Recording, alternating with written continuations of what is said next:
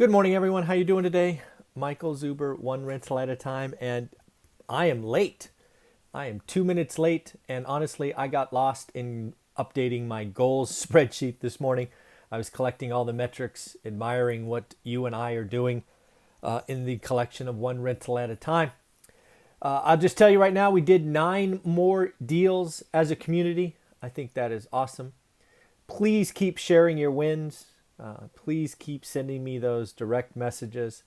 I feed off of that positive energy. I know that Dion, Matt, and all of my experts like doing what we're doing, but we love to hear from you when something we share, talk about, helps you. So keep that up. On that front, we got another congratulations going out. This one is going out to the family that on Instagram is called Flip and Hold Family.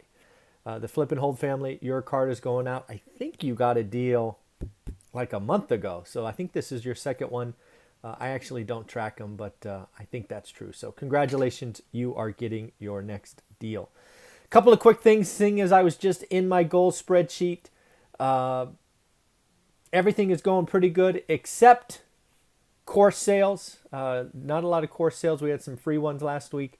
And the Facebook group actually grew 0.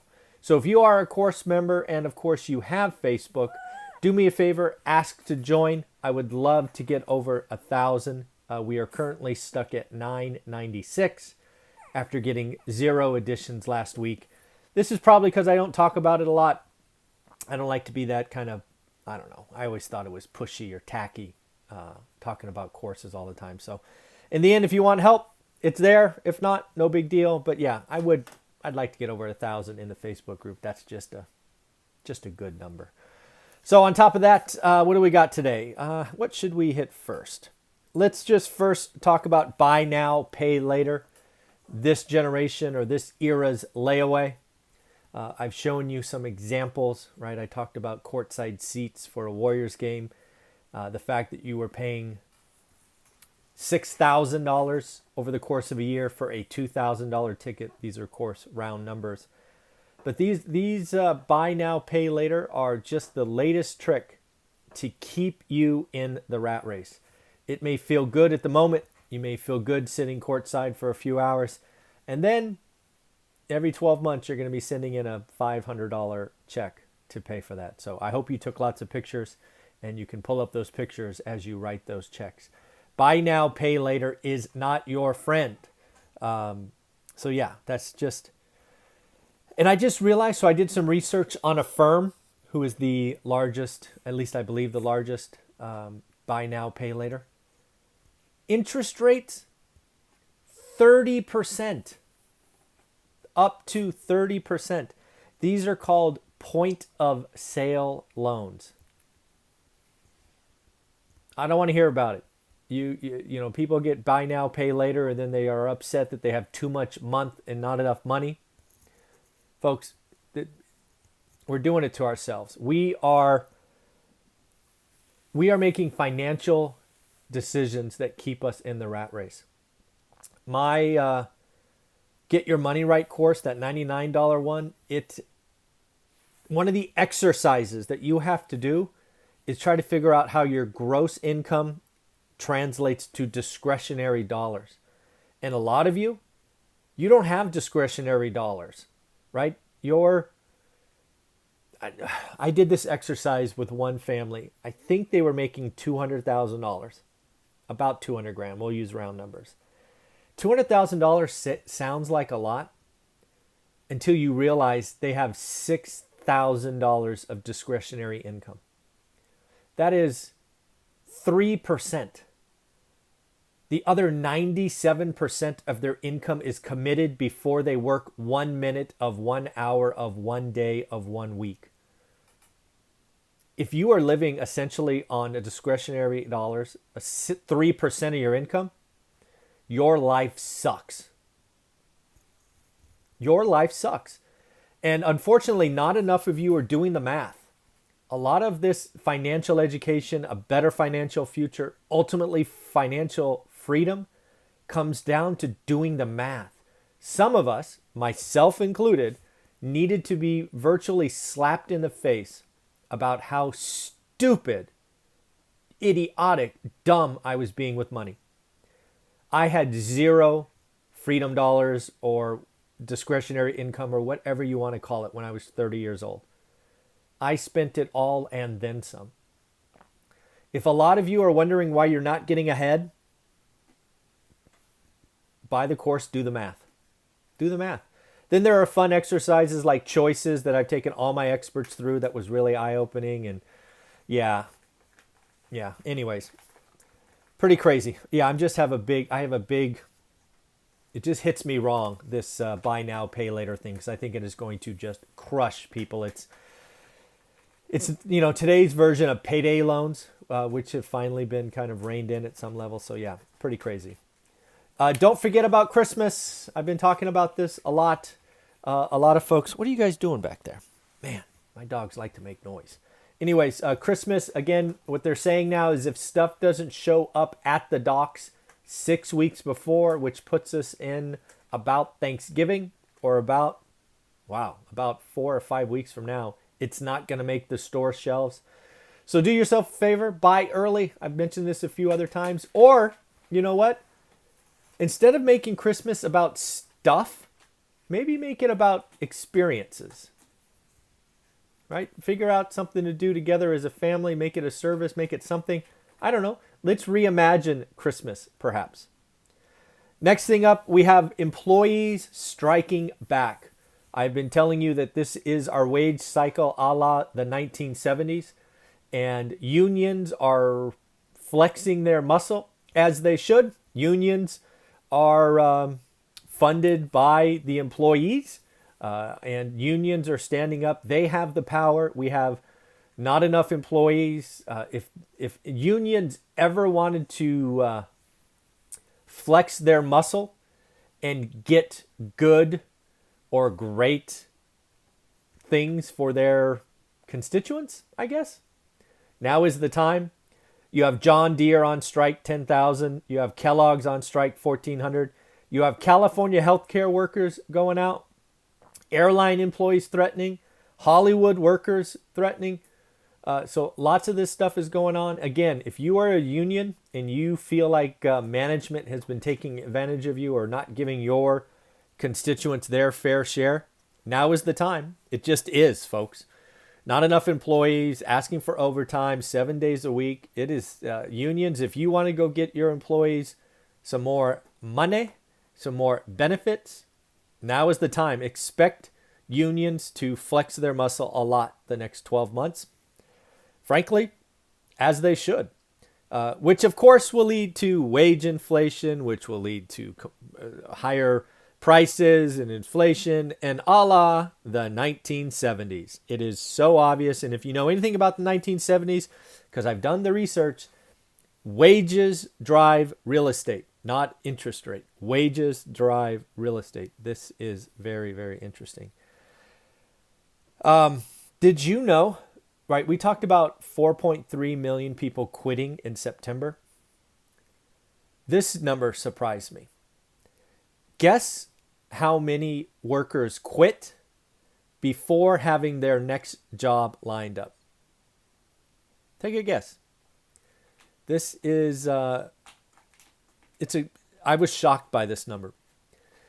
800,000, or about 20% of the people that quit with no job lined up.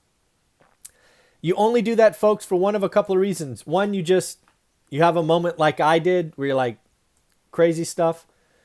Two, you are so confident that you can get a job somewhere else because your industry is hiring left, right, and center. Or three, you have financial reserves and maybe you want to take the last part of the year off. This is interesting times. And yes, I might have quoted wrong for a number of people that quit. I don't think it's 4.2. I think it's 3.6 million. I'm going from memory, so maybe it was 3.6 for the quarter. But yeah, it was pretty crazy. Next up, I don't know if you saw this, but Bitcoin, looks like Bitcoin's going to have an ETF. If you don't know, sometime last October or November, I put some money in crypto, a whopping 1% of my net worth. But I'm curious what you think. I am not a Bitcoin trader, crypto investor. I'm simply an insurance holder. But I'm curious, what do you think that a Bitcoin approved ETF means? One, is it just another way that Wall Street screws the little guy and makes some money? Probably. Does a ETF approved by the SEC give Bitcoin more, I don't know, stature? More evidence that it's real? Maybe. Does it kind of spread the buy the news, sell the rumor? Right? There's been rumors of, a Bitcoin ETF coming. Maybe that is why the Bitcoin ran up and now people sell after it's released. Don't know. Just curious. What do you think? If you know anything about it, let me know. If you don't, no worries. I'm not a crypto guy, but I do have an insurance policy.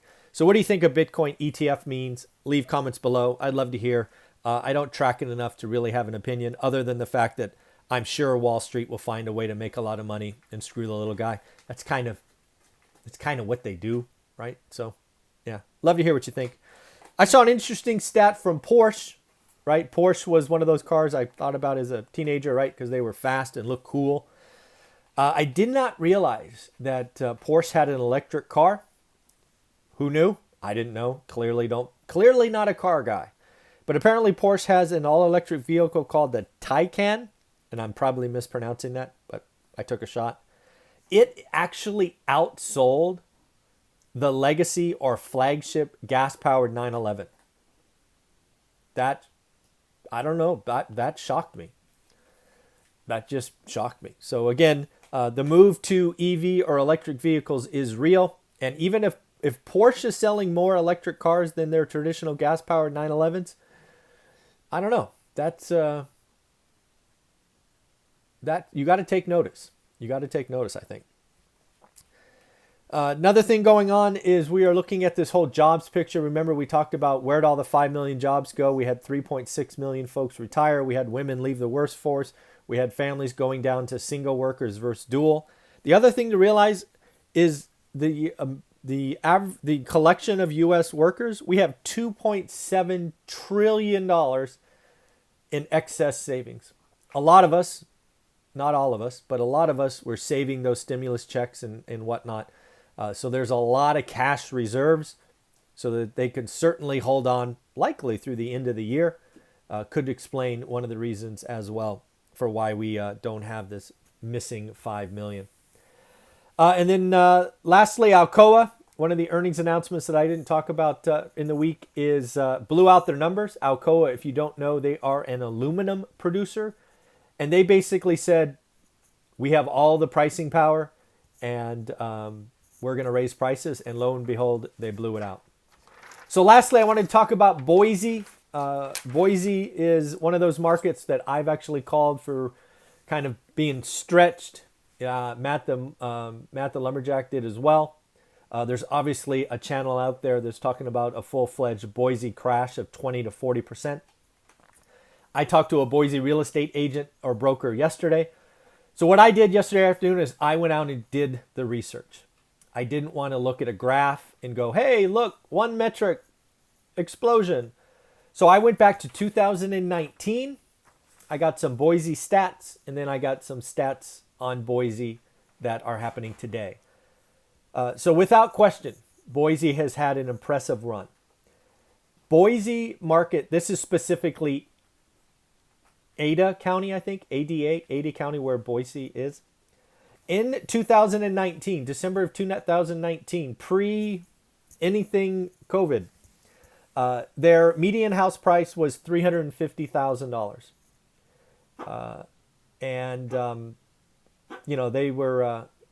They're a lot more now, which we'll get into momentarily. Some things that you need to know about Boise, which really set it up for explosive growth. I did not know this until I did the research. Up until January 2019, this is amazing. Up until January 2019, Boise had 51 months in a row of sales below year-on-year numbers. So January 2019 was the first month that was above 2018, right? So there were 51 months in a row where Boise was slowing down. That is the embers, the foundation for what has become the explosive growth. And unless you do the work, you would never know that. That is 4 years of slowing down in Boise. Something else to realize, that in 2019, new homes made up 32% of the market, new sales. That was up from 14% the year before. So again, not only is the market slowing down, but it's picking up in new homes, not existing. Again, why Boise may have exploded in the last couple of years. Here is something that is amazing. Boise had 50-year record for unemployment. It was 3.6%, and we'll talk about what it is now in a minute. And of course, mortgage rates in 2019 were 3.6%, and of course, they have gone lower. Here are some important things to note. Inventory in Boise in December of 2019 were 1,631 homes. Remember that number, it'll be important later. The average days on market, 49 days. They sold a whopping 823 homes in Boise, which was, oh, by the way, a 16% increase. So this is the foundation of which Boise's explosive growth has happened. So now if we fast forward to 2021, just for the record, median home sales price in Ada County is now $534,000. So what was it before? I wrote it down. $350,000 to $534,000. That is $180,000 rough and tough. Clearly impressive. Guess what they had? What should we do first? So let's see. Yes, so we'll do new home sales. So new home sales in the month of September had 1,249 homes for sale. Remember what they were in 1,631. So they are 30% below 2019. Oh, by the way, get this. September 2021, when you go year on year, so it would be September 2020, new homes for sale are up 165%. That means homes for sale in September of 2020 were something like 400, 380. I'm just doing that math in my head. So again, when you have, let's call it 400 homes for sale in a market where you usually have, 1,600, that is one of the reasons you get explosive growth. Remember days on market in 2019, 49 days. Days on market, September 2021, 17. Oh, by the way, 17 days on market is a whopping 21% higher than the previous month. So they went from 14 days on market to 17 days on market. Does this sound like a crash? Month supply, 1.5. And this is after a 10% increase in inventory. Here's the deal. Population growth in Ada County explains a lot of this. Ada County grew 23,890 people. Just California buyers moving to Boise, 10,073, or roughly 40% of that number. Again, you have 23,000 people move in and you have 1,200 homes for sale. And 40% of them come from high-priced California. This is crazy. Javier said I look like a Backstreet Boy. Wow, that's very, very nice of him to be name calling. That's cool. And again, Ada County has a whopping 1,200 homes, but they have 23,000 new people. Do the math, buddy. Now, lastly, let's talk about the labor market. Labor market in Ada County specifically was at a record low at 3.6. It has gone lower. It is now 2.9. And again, we're talking about a labor force of only 310,000 people. Boise is a small market that was simply not ready for high net worth California investors to move in. That explains what is going on in Ada County. Yes, inventory is up. Yes, price drops are up. Yes, days on market are up. I'm sorry, folks, if you go from 14 to 17 days on market, that is uninteresting, especially when the market was 49 days pre-crisis. Folks that are doing these crash videos and talking about 20 or 40%, they have a script. They get paid a penny every time you click on this. So anytime you watch one of these channels that are preaching fear, realize every time you watch one of them their videos, you are giving them a penny. They have learned that you click on scary videos. So I don't think we should reward people for doing uneducated, fear-mongering videos. If you want to talk about Boise crashing, go do the work. Compare 2019 with 2021. You will see that the market is extremely different. Migration, unemployment, interest rates are lower. There is just so much going on. So I stand by my comment that Boise will slow down. It is already slowing down. Boise will not crash 40%.